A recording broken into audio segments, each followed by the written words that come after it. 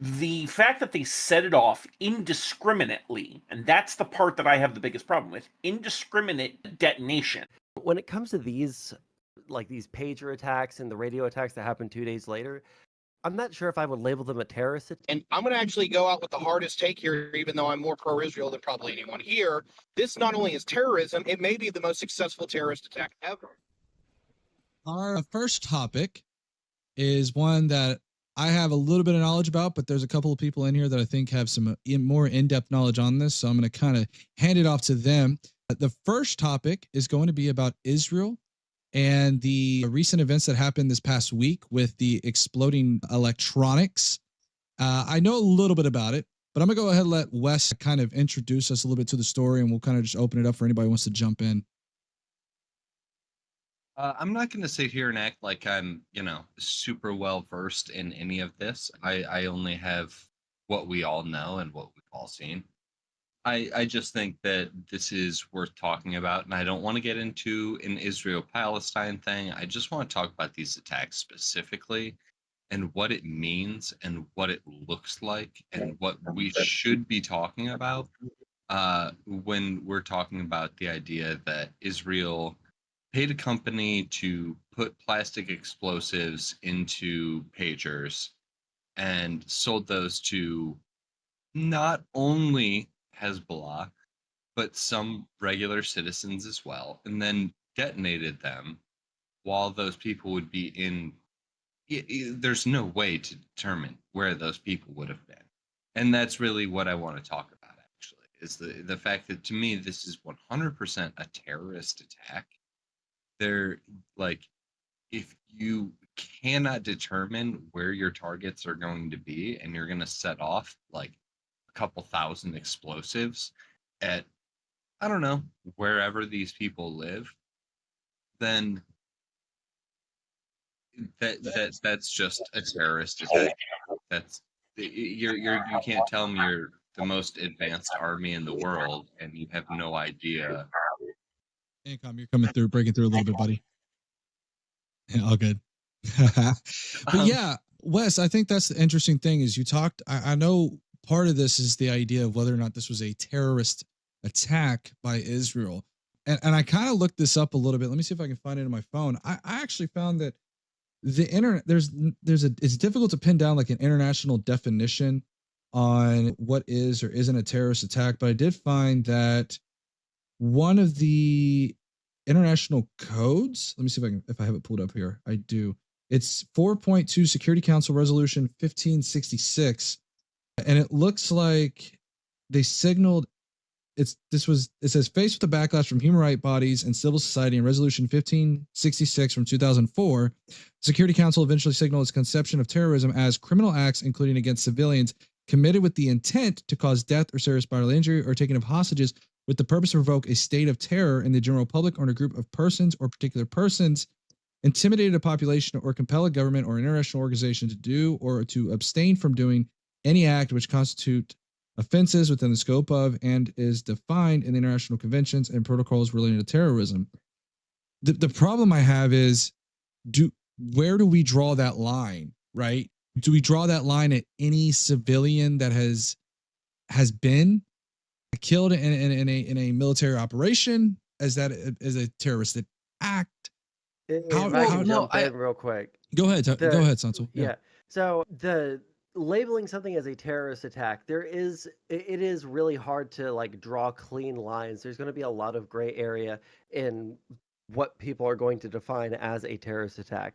I think that the easiest thing that I generally use in terms of a terrorist attack to label something as that is it A, targeting a civilian population predominantly, right?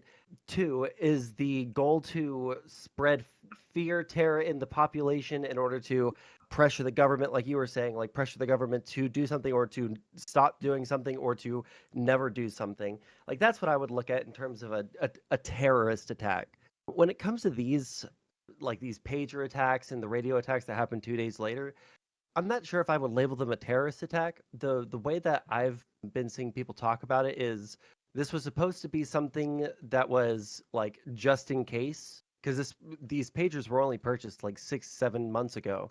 right?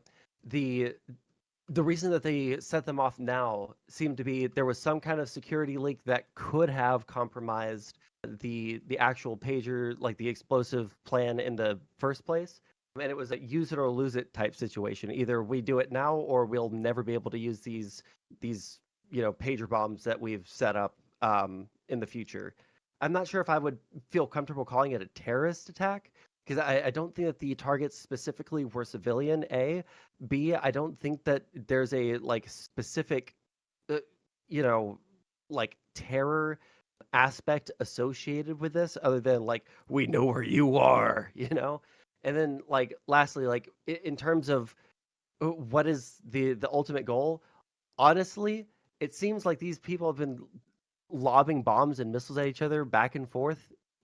Like whether you think whoever you think started it or whatever I think that these were targeting specific military targets. And in terms of like what you were talking about, like where do we draw the line? If any civilian gets injured, if any civilian gets hurt, do we call that a terrorist attack? Obviously not. If there's a military strike and there's collateral damage, like that's really bad and it should be minimized as much as possible, and that should be taken into account.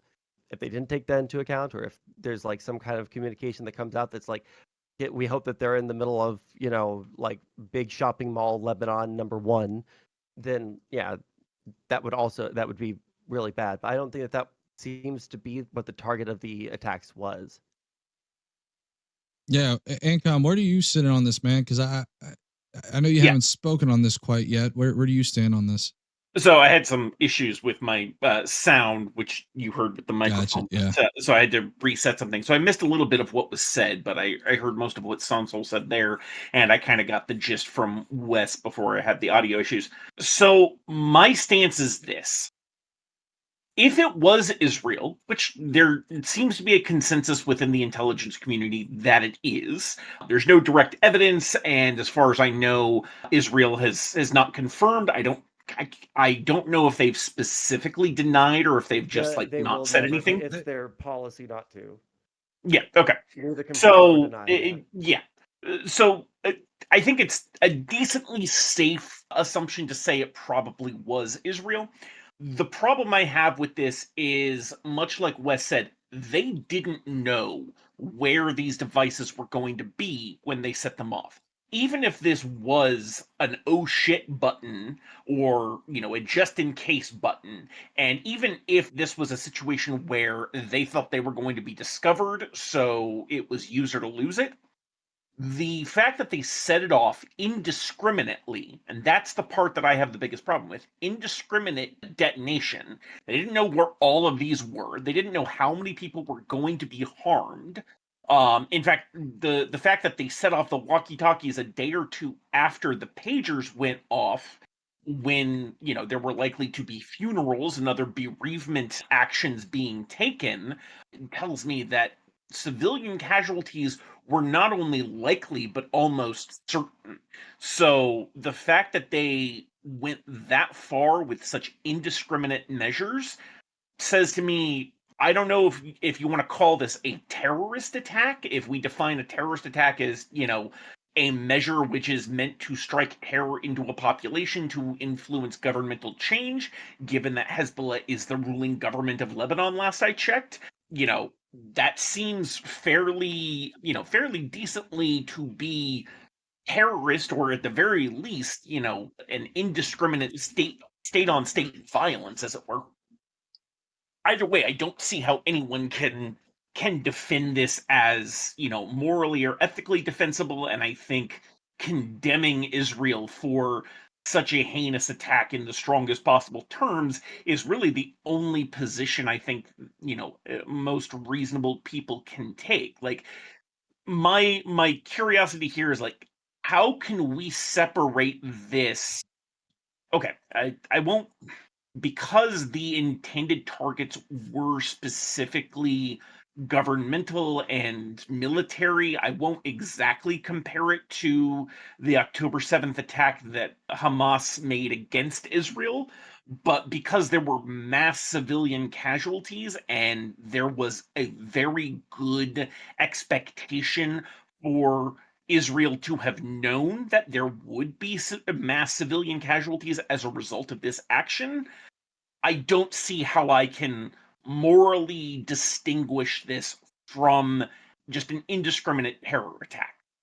The fact that Okay. it was done by a state and targeted military seems less relevant than the overall impact and the likelihood that they knew what the impact would be. Wes, Um, you wanted to jump in for a second on that? Yeah, I just wanted to say I agree with a lot of what Anticom is saying right here. Like that's completely how I feel about it. I feel like it is okay to take that next step and go ahead and call this terrorism because I think it is so predictable that there would be civilian casualties, and the lack of forethought for that is is what makes it like terrorism. Can Just I like ask, the forethought that is what makes it first degree murder. well, this is the thing I want to jump in on this. Has it been confirmed? And Tiberius, feel free to jump in, buddy, because I know you probably itching to talk. So I'll let you jump in after I say this real fast. Has there been any confirmation that there has been a civilian that I know has been impacted by this, but I'm talking about in their vicinity? Because, for example, when I watched the one video in the supermarket, there was a person standing right next to the guy with the pager, and he didn't even suffer, like, from what I could tell, any shrapnel wounds. It looks like the only one that really got hit the most was the guy that was directly having the pager. So do we have any confirmation that there was any civilian that was within range of these pagers going off that actually ended up suffering any major injuries? It seems like everybody who had gotten them were holding them. There are at least 3 confirmed dead civilians. I think 2 of them are kids. But I think Yeah, two of those. Go ahead, Tiberius. Go ahead, jump in. I got a couple things here. As far as technical details, I haven't heard anything that I either like am going to say no. We can confirm no. There's a bit of speculation in there, but long story short, most of the details are right. It looks like there was a Taiwanese manufacturing company. Somehow, it looks like, not confirmed, Mossad was able to get their hands on about 3,000 pagers plus. They loaded them with some low-level passive explosives, and they sent some kind of carrier signal to the pagers that allowed them to have an electric charge, which set off the passive explosive. That's the theory. That is not confirmed. Just putting that out there. As far as like confirmed casualties, I know one of the first confirmed casualties, unfortunately, was an 8-year-old girl. There's just a level where we all probably know that she was literally going, "Daddy, Daddy, your pager's going off," and it blew up on her. Like that's probably exactly how that happened. There's definitely civilian casualties here. And as far as where I'm at, I don't think that the civilian targets or civilian indiscriminate targeting is what labels as terrorism. What I think is the actual goal here. And I'm going to actually go out with the hardest take here, even though I'm more pro-Israel than probably anyone here. This not only is terrorism, it may be the most successful terrorist attack ever. Because what the entire point of terrorism is to get you scared of doing something. And where are we at right now? Now they're making Hezbollah scared to use their communications. That's critical. Like, I'm actually expecting that we're going to see an invasion here, literally any hour, because this is the number one thing you want to do before you take on a military strike on a governmental infrastructure. You make everyone scared to pick up the goddamn phone. So I'm just kind of sitting back waiting to see what happens. But if this was just the preamble to something greater, it is probably the most successful strike I have ever seen before that happens. So I'll be shown if I'm vindicated here within the next couple of days, because we'll see something major if I am. But the general part here is that either A, it is just blatant terrorism because they don't want the bad guys talking, or B, it is the terroristic attack that leads up into the preamble of, oh, Lebanon's getting invaded again. So that's where I'm at personally. If anyone wants to haggle with me on that, that's fine. But yeah, actually, it's definitely terrorism. Definitely terrorism. So Yeah, go ahead. Go ahead, Ingo. So I actually agree with Tiberius. This, based on what I'm reading, this sort of tactic is most typically done as a prelude into a major military incursion. So the fact that it has been, what, 3 days at this point, and we have not seen a major military action by Israel or anyone else against Lebanon is honestly a little surprising, given the nature of the attack and like what it tends to lead up to. And so one of the articles I was reading off the Washington Post was mentioning that there were just a ridiculous number of layers of shell companies upon shell companies to try and disguise the source of the pagers from those in Hezbollah who were purchasing them, which implies that there are probably going to be a lot of middlemen here. And if Hezbollah actually manages to get their organization together quickly enough and starts investigating this, there are probably going to be a lot of these middlemen who probably had no idea what was going on, who are going to end up being targeted, because obviously Hezbollah is not going to believe them that they had no idea what was going on here. So if Israel doesn't, actually capitalize on this in a military maneuver, then it's very likely there are going to be a very large number of civilian casualties for this by Hezbollah. But like I would think that Israel would have a pretty significant, responsibility for this if they cannot stop it beforehand. Like if they don't capitalize on this, then there would seem to be a significant gap in their tactics that are going to lead to a lot more losses of people not responsible. But the numbers that I can find as far as the attacks, the pager attack led to, at least according to this article, which was published earlier today, 2,800 wounded and at least 12 dead in the initial pager attack. And then the second wave with the radios killed at least 25 people and injured 450.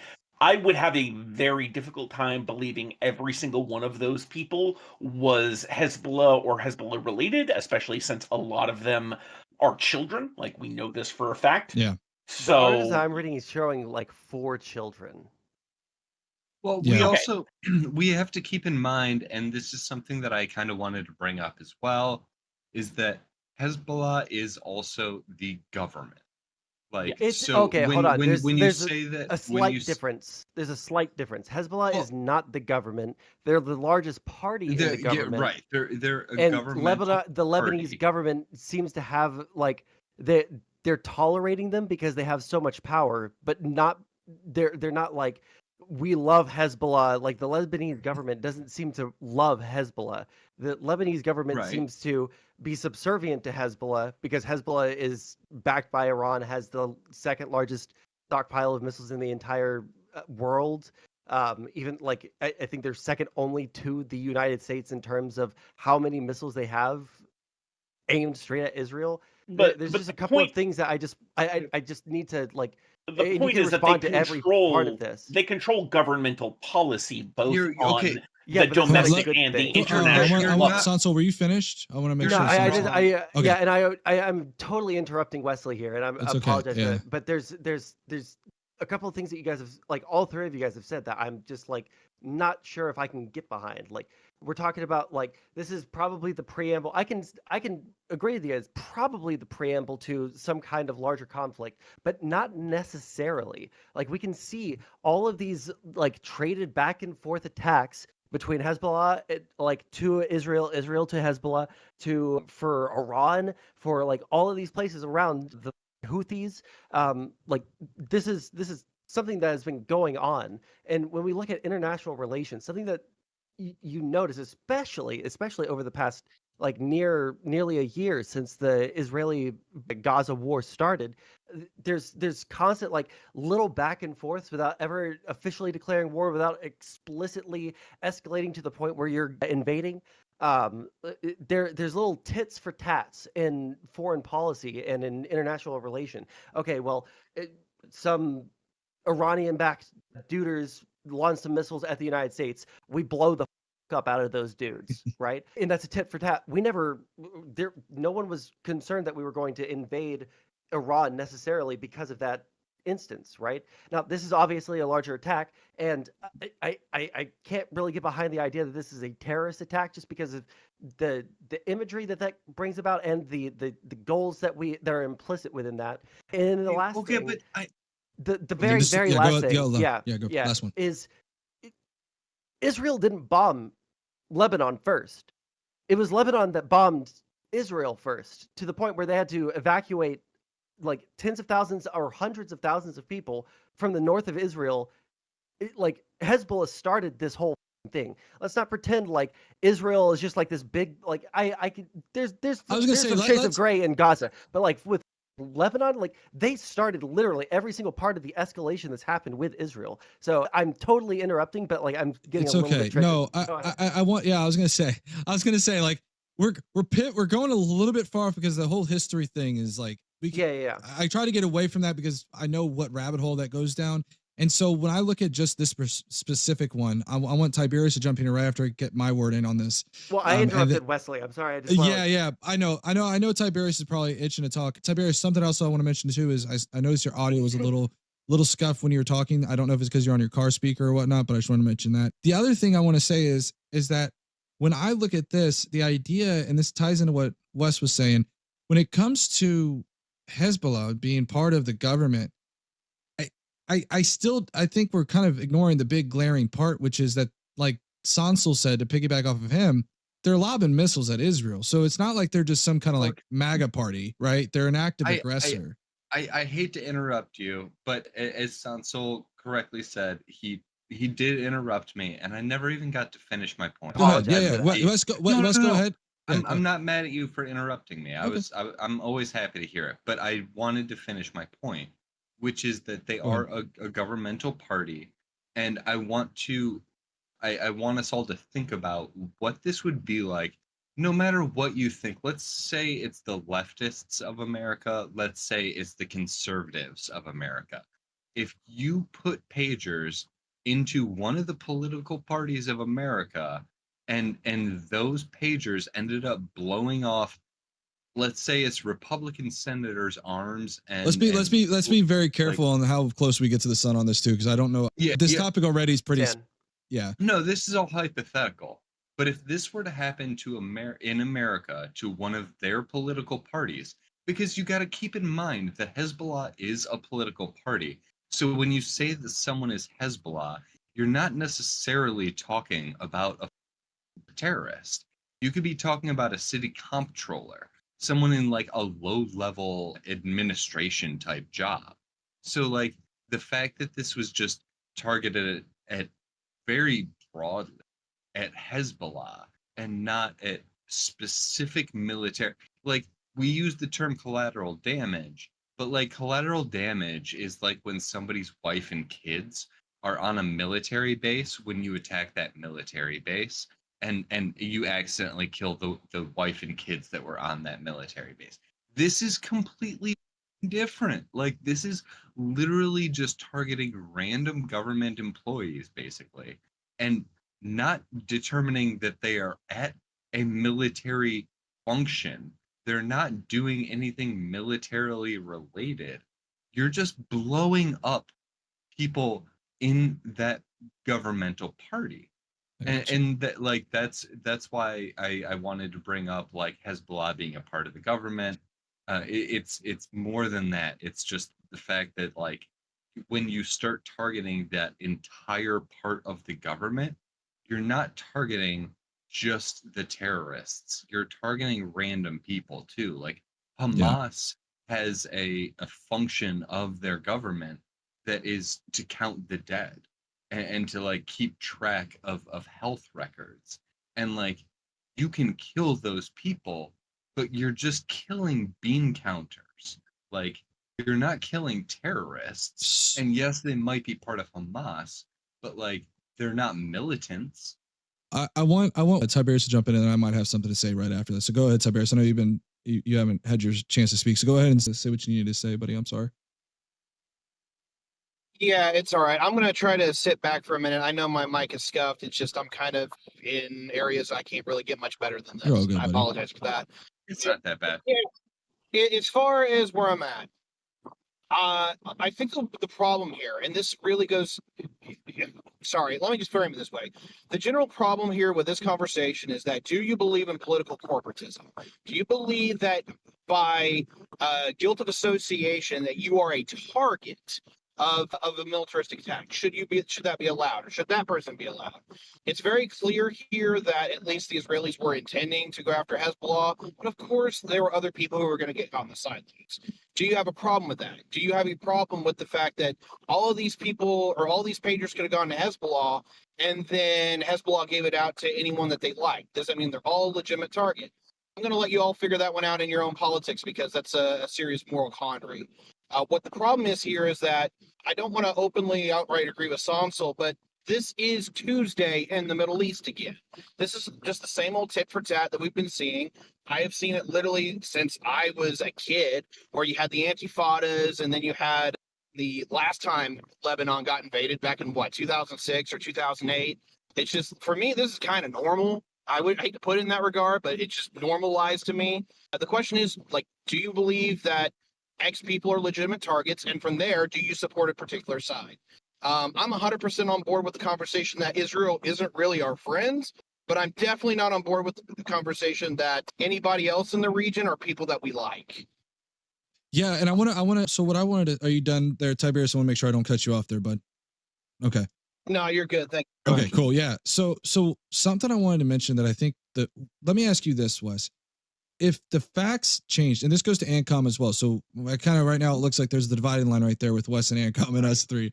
But I wanted to ask you guys, when it comes to what if that shipment, okay, was part of the military section or military sect of Hezbollah, right? I get what we're saying here, and I understand now what you're trying to say, Wes, which is, oh, well, Hezbollah has kind of different factions. Sure, but what if those pagers were meant for the delivery to this military faction of Hezbollah? And it wasn't just like, hey, these are your governmental pagers, guys, just hand them out to everybody, but it was actually targeted specifically to that particular group of Hezbollah, the military part of that. Would that change your equation a little bit? I'll even give Israel the benefit of the doubt here, which I almost never do. But I will even say that, I don't know, let's say that they tried that, or that was the goal. I don't care. It didn't work. Like, in regards to the like, oh, use it or lose it, like we might not be able to do this in a month from now, so we just did it. That's not an excuse to me. Like, that is. I want to give Ancom a minute to speak here. Ancom, do you have anything you wanted to comment on all these? Yeah, go ahead. So your hypothetical to me doesn't really change things, because at the end of the day, it's less about who was targeted and more about who was impacted. So even if Israel or whoever, I'll even go so far as to say Israel has not been conclusively proven to be the aggressor in this case, right? So I'll just go ahead and say whoever arranged this, even if they had gone to every possible length to make sure only military or militant targets had received the particular electronics in question, they still executed the attack in such a way as it was very likely many civilians were going to be harmed, right? That is the problem with having a large number of these devices spread all around. Let's even say they were somehow limited just to Beirut, right? It was still, you had hundreds of these devices, possibly thousands. I don't remember the exact number, spread all around the city. You have to assume that some significant fraction of them are likely to be in locations where there are a lot of civilians. I think you mentioned, Doghouse, earlier that we have a video of this going off in the middle of a grocery store, right? Correct. It's not as if whoever set this up had tracking on every single one of those and knew exactly when every single one was going to be located in a military target, right? Exactly. I want to bump in here for a little bit, and Sansel, feel free to jump into at any point. I think for me though, I've watched the videos, and in 2 instances, we saw one where there was a man looked like he was trying to pick some fruit, and he ended up, I think he was holding his bag or satchel or something in his front part, and there was a gentleman standing right next to him, and when that pager went off, it didn't even impact the guy that was literally standing right next to him. And there was another video where the guy was at a checkout line, and I say humorous, but it's really not that humorous. His pager goes off. He looks down at it, and kaboom. But the thing is just like the fruit stand video, there was another gentleman that was standing right there, and so it seems as if these charges were very small, enough to cause not obviously like an IED or anything where it just completely obliterates the person, but enough to kind of send that shrapnel just within range, where if it's right on your person, it's going to actually explode onto you and cause that shrapnel. So that's the thing that I get, is when I'm like listening to these things about the civilians, my question is okay, let's add this to the equation. What if those that were injured via only because of the pager being on them, as opposed to civilians that were, for example, like a bombing, right? We've seen this many times where Israel will bomb a building, right? That one, you could argue, is far more indiscriminate, as opposed to having a pager on you, and the only person who is injured in that attack is the individual that has the pager on them, as opposed to the civilians around them. And I'm not. All right, so if just we to the point that we go ahead. like Go ahead, this could be attacking like comptrollers and stuff. Like I'm reading through like 4 articles right here, and like the only thing that I can find in terms of like, I'm not seeing anything about there being like civilian wings of Hezbollah being targeted. It seems like here's like the operative sentence that I'm looking at. There's a whole paragraph, but Hezbollah officers, he ordered, had to carry pagers at all times. And in the event of war, pagers would be used to tell fighters where to go. So it seems like these pagers were like given to military staff. I don't know if a comptroller would be like ordered to go to war, and if he was, then he would be part of the combatant like group of people. That's not saying that that's where all of them went, though. I mean, Like, do I'm you have looking at anything the that same goes? article as you, but the language that you just gave me is Well, very it says vague. Hezbollah officers. No, actually, it's incredibly not vague. It says Hezbollah officers, which would imply some kind of military office, right? Ordered had to carry pagers at all times, and in the Doesn't. event of, well, hold on, the Yeah, second Wes, half let of the it go. sentence. Let's In the go with it. event of war, pagers would be used to tell fighters where to go. Like, do you have something that like talks about there being? That doesn't mean that in the event of an emergency, that city comptrollers wouldn't be notified via pager. Like, Why would a I'm not comptroller saying be you're told where to wrong. go? Well, Like, do you have I'm not anything saying that you're would wrong, say but what you're right? saying is like, Well, I you're would 100% agree with you. It's just like do you have anything that would like say, do you have anything that says that there were like civilian wings of Hezbollah that had these pagers? Because like I'm not gonna lie. Like I'm fairly pro-Israel in terms of like the October 7th war, but I have like heavy criticisms of the way that they've engaged in Gaza. There could be something to criticize here. I haven't been like following this story super closely, except for like how they possibly could have done it, right? In terms of like the outcomes or anything. Like, I could be easily pushed to like say like, yeah, this was probably a really bad like attack. This was a really bad thing that they did. I mean, we need to be cognizant of Yeah, go ahead. Hezbollah and that we're constantly like victims of Hezbollah. We like I'm literally just reading New York Times and Washington Post and the Associated Press. None of those are going to give you a like. Okay, Those are all okay. So filtered through Hezbollah. I don't know if that is.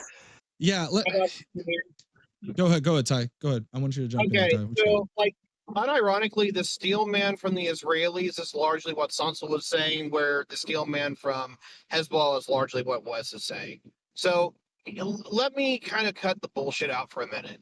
This is not a surgical strike. I wish I could say it was. And even if you said that it had a 90% effectiveness in getting to the people it was supposed to go to, which there's a damn decent chance of that, and I could go into the details on that later, is this discriminate enough to actually count as any kind of surgical strike. I don't think it is. It's still incredibly indiscriminate. The issue is that is the general like narrative that Israel's putting out correct, where they know that most people who are using these pagers, most, were at least associated with Hezbollah in one way or another, because that's who was giving out the pagers, right? That's where they gave them to. There really is a part here where do you consider someone affiliated with Hezbollah that might be in a civilian office as a legitimate military target? I personally do. Wes does not. That's where we're going to disagree. I don't know where Sansel is on this one. I mean, like, in terms of like surgical strikes, I'm not going to say that this is a surgical strike. There's thousands of these pages, it seems like, or hundreds at least. Like, it's certainly not surgical, but it's closer to surgical than like trying to like bomb any, like if they had instead of putting explosives in them, That's where put I was going. GPS. Like they could have like, if they put GPS and then like try to shoot missiles at each one of these positions, it probably would have been significantly worse. But like until I'm given a reason to believe that this was worse than what I'm seeing and what I'm hearing from people that have both on the ground reporting and like first or second hand accounts or interviews or stuff like that, like I'm probably not going to be moved off the position unless I'm given some kind of like let's say that like of the 2,800 people that were injured in the first strike, if 90% of those people that were injured were Hezbollah, officers, I'm not sure if I cared that much, right? Like Wesley brought up the example, like what if it was like the Republican Party? I mean, I don't think that it would be good. I'd probably be pretty mad that someone attacked people in my country. But if the situation was like exactly the same, we've been trading missiles back and forth, I would just see it as a military attack, like based off of everything. Yeah. And I can give a similar analogy here to and I'm going to watch how I use this word because I'm on 3 different platforms and I have no idea their TOS. But there is a particular party from the 1940s in a particular country that had, I hope that was clear to everybody who understands where I'm going with this, in Germany, who ended up having different military sects of their political party, which was pretty hotly combative. So what I'm trying to get at is we have a political group similar to that example, and we have a very military sect of that party. And I think that if we look at it, I think to me, if there's I don't know how you can get much more surgical than this. If you were to have, like Wes was, or Sansel was saying, if we were to have what Israel likes to do, which is throw 1,000-pound bombs or whatever you want to call them at a building, I would say that's far more indiscriminate than a little tiny pager that's on somebody's person that it seems like, from all accounts I can tell, it doesn't seem like anybody around them, at least from the videos I've seen and accounts I've heard, has been affected other than the person who was essentially having the pager on them. So I think it's kind of like if anybody's seen the movies where they have like those little buttons and they click it and then it's on their neck and then it kills them. It's similar. That's what it feels like to this. Yeah, go ahead, Wes. I'll let you go ahead. Yeah, because I just don't think that that's a valid comparison. Like, you've both talked about like 1,000-pound bombs on cities, or like how they are handling like Gaza or even the West Bank now, and that's not valid comparison. Like, yeah, sure, it's better than dropping 1,000-pound bombs on civilian cities, but anything is better than that. That's a genocide. So like, how are like to sit here and be like, oh yeah, well, like it's more strategic than dropping bombs on civilian blocks. It's okay. Of course. So one thing I want to say. Go ahead. Go ahead, just because the contention here, at least with what Doghouse is saying, is the limited nature of the collateral damage, right? What I'm seeing, and mind you, I have not seen the specific videos which you've been referencing. For sure. However, the descriptions I'm seeing in the New York Times indicate that these were powerful enough to send adult men flying off motorcycles and slamming into wall. So, like, the specific instances where you saw a video where, you know, it was in someone's pocket or bag, or maybe they were holding it and there was someone standing right next to them, they just didn't happen to have any serious injury in the video. Again, I haven't seen it. No, I get it.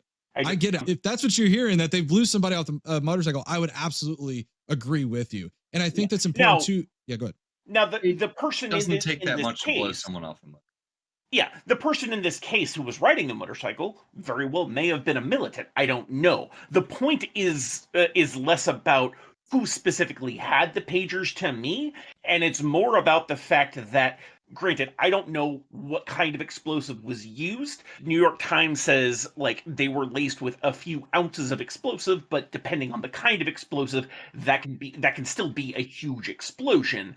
And it's not just about the shrapnel, it's about the pressure wave that the explosion creates and how much internal damage that can do, even at a fairly close range. You know, if you're 10 feet away from a fairly powerful explosive, even if it's just a few ounces, you may not have any outward evidence of injury, but you could absolutely have like a ruptured spleen or a burst lung, whatever, because that's how pressure waves work. So the fact that, like, maybe they looked fine in the video doesn't mean that there weren't invisible injuries that they later realized and, like, had to be dealt with, and those are being counted. The problem is, like, we don't have a lot of information, but it seems highly likely, at least from my perspective, that regardless of who these were given to, who they were distributed to, there were almost certainly unintended civilian casualties. Or I say unintended, I should go with, no, unintended, but that the likelihood of such civilian casualties in such a widespread attack is high enough that I consider it morally reprehensible to have committed the attack in this particular way.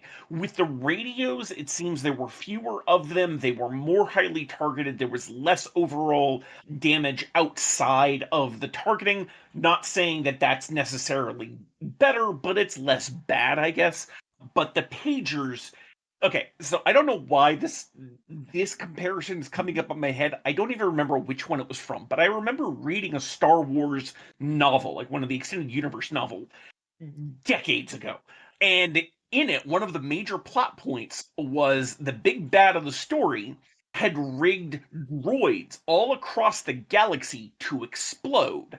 And that was like a way of taking out, these large governmental things of the New Republic. I think it was, I don't remember the exact details, but the point is that, like, the kind of attack is extremely similar.